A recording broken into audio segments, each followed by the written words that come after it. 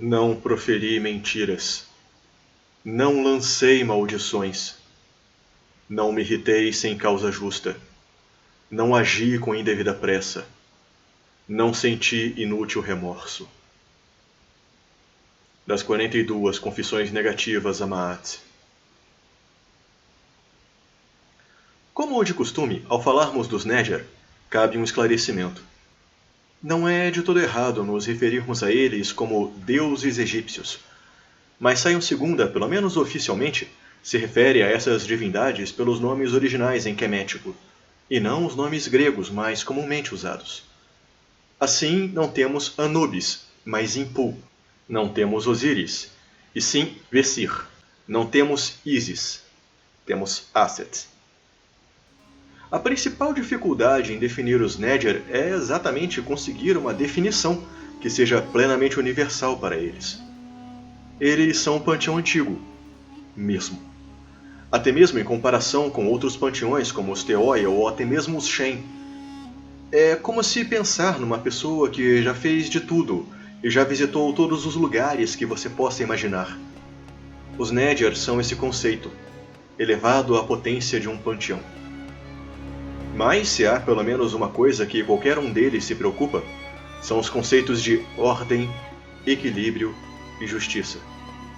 Diametralmente aos seus titãs, que buscam a desordem e corrupção social em todos os seus aspectos. Numa escala mais individual, embora seja um panteão tão obcecado com a ideia de eternidade e vida eterna, os Nedjar entendem que até mesmo deuses vêm e vão, mas que são eternos enquanto panteão. Pelo menos metade dele já foi Deus do Sol em algum momento ou interpretação teológica de algum culto em algum canto do Egito Antigo. Isso se refere também a seus relacionamentos com os outros panteões. Eles já guerrearam contra os Teoi da Grécia e os Iazata da Pérsia, mas hoje simplesmente não mais. Há um certo ar de rancor velado em relação aos Teoi, a quem os Nedjar abrigaram num momento de necessidade, o que pelo visto não impediu Roma de praticamente colonizar o Egito. Os aliados mais próximos dos Nedjar, sem sombra de dúvida, são os Teotl. Além de terem grandes similaridades filosóficas, os dois panteões entendem muito bem os custos necessários para que o mundo não acabe. E, embora Loki seja muito amigo de Set, o resto dos dois panteões não são tão próximos assim. Os Nedjar não possuem um mito sobre a criação do mundo. Quer dizer, eles não possuem pelo menos um mito universal e completamente aceito entre todos os seus cultos. A própria ideia do quemeticismo é valorizar essa individualidade religiosa. Qualquer culto quemético respeita e venera todos os Nedjar, mas tende a valorizar alguns mais do que outros, em razão da região onde vivem e necessidades religiosas de cada um. Mas algumas verdades continuam universais. Todos os Nedjar se originam de Maat, a primordial do panteão, e literalmente o conceito de verdade, tornado mais do que divino. Ela é quem possui as balanças que pesam os corações dos mortos no Salão das Duas Verdades.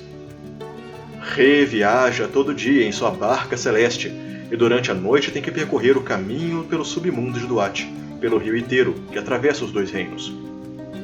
O Duat não é apenas um lugar físico, mas é também um lugar no tempo, dividido nas 12 horas de escuridão que toda noite possui.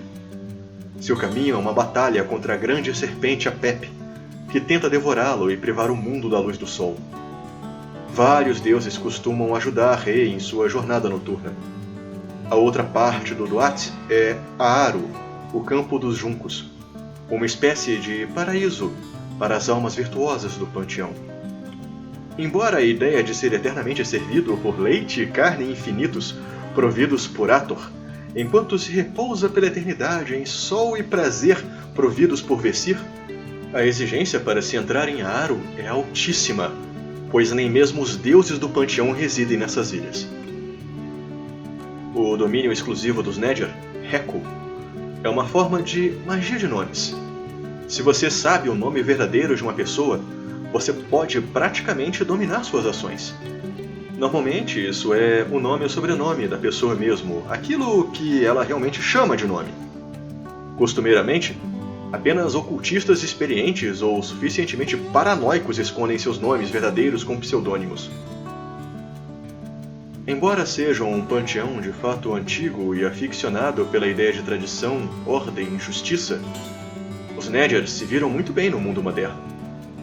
Afinal de contas, não importa a forma. A verdade é uma língua universal.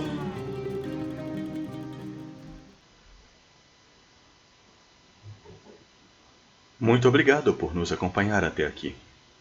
Esperamos sinceramente que seja incentivado pelo espírito de justiça e nos recompense pelo trabalho bem feito clicando no botão de curtir e se inscrevendo no canal.